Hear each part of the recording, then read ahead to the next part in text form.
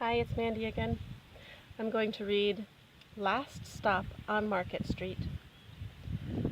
The words are by Matt de la Pena and pictures by Christian Robinson.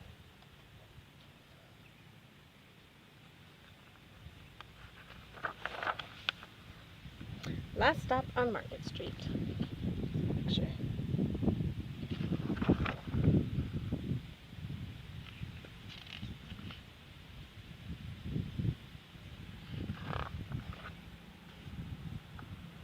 CJ pushed through the church doors, skipped down the steps.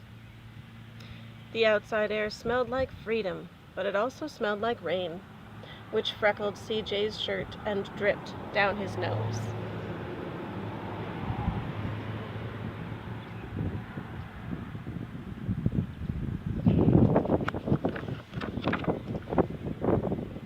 He ducked under his Nana's umbrella, saying, "How come we gotta wait for the bus in all this wet?"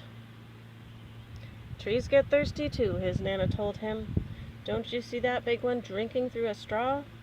CJ looked for a long time, but he never saw a straw.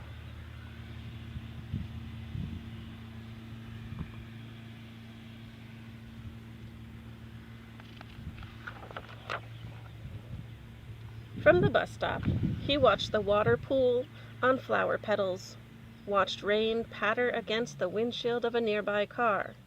His friend Colby climbed in, gave CJ a wave, and drove off with his dad. "Nana, how come we don't got a car?"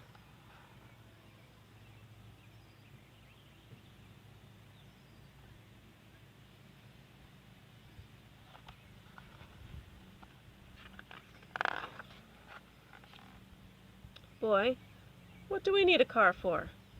We got a bus that breathes fire. And old Mr. Dennis, who always has a trick for you." The bus creaked to a stop in front of them. It sighed and sagged, and the doors swung open.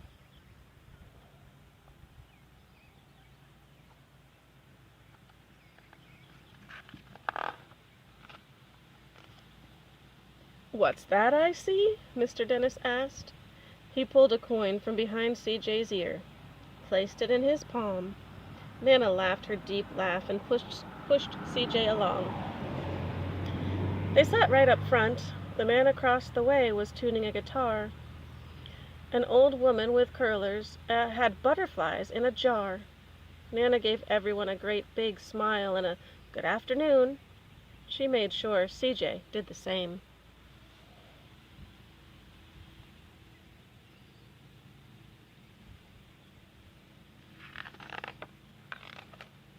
The bus lurched forward and stopped, lurched forward and stopped. Nana hummed as she knit.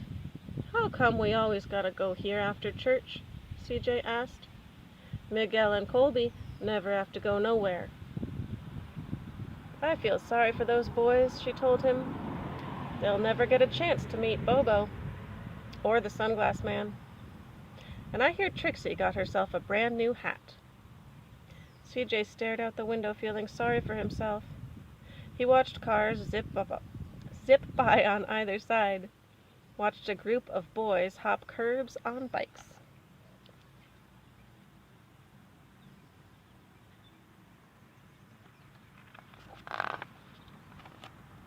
A man climbed aboard with a spotted dog. CJ gave up his seat. "How come that man can't see?" "Boy, what do you know about seeing?" Nana told him. "Some people watch the world with their ears." "That's a fact. Their noses, too," the man said, sniffing at the air. "That's a mighty fine perfume you're wearing today, ma'am." Nana squeezed the man's hand and laughed her deep laugh.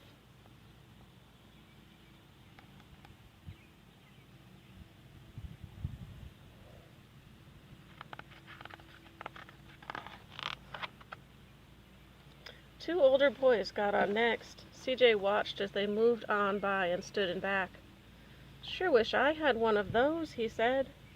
Nana set down her knitting. "What for?" "You got the real live thing sitting across from you. Why don't you ask the man if he'll play us a song?" CJ didn't have to ask. The guitar player was already plucking strings and beginning to sing. To feel the magic of music, the blind man whispered. "I like to close my eyes." Nana closed hers too. So did CJ, and the spotted dog.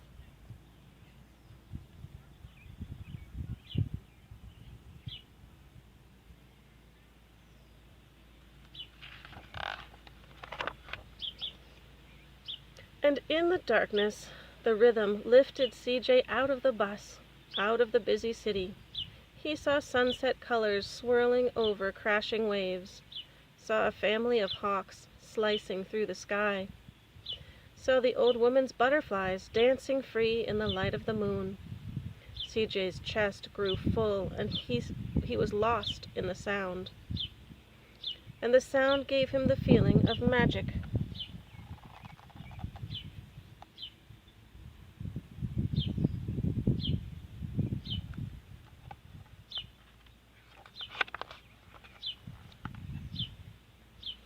The song ended and CJ opened his eyes.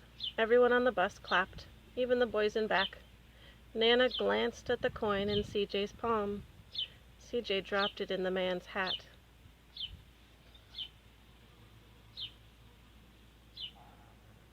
"Last stop on Market Street," Mr. Dennis called.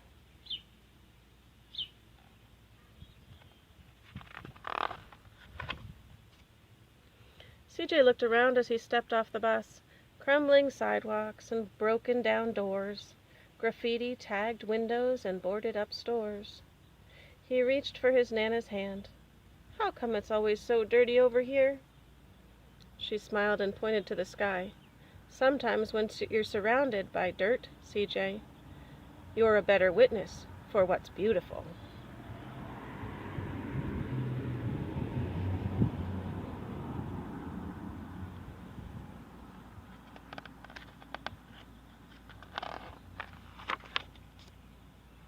CJ saw the perfect rainbow arcing over their soup kitchen. He wondered how his Nana always found beautiful where he never even thought to look. He looked all around them again, at the bus rounding the corner out of sight, and the broken street lamps still lit up bright, and the stray cat shadows moving across the wall.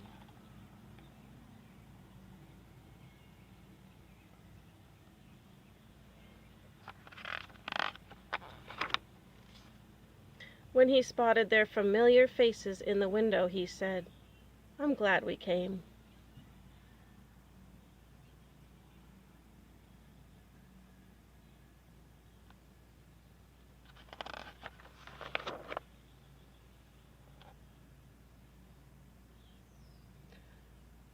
He thought his Nana might laugh her deep laugh, but she didn't. She patted him on the head and told him, "Me too, CJ. Now come on."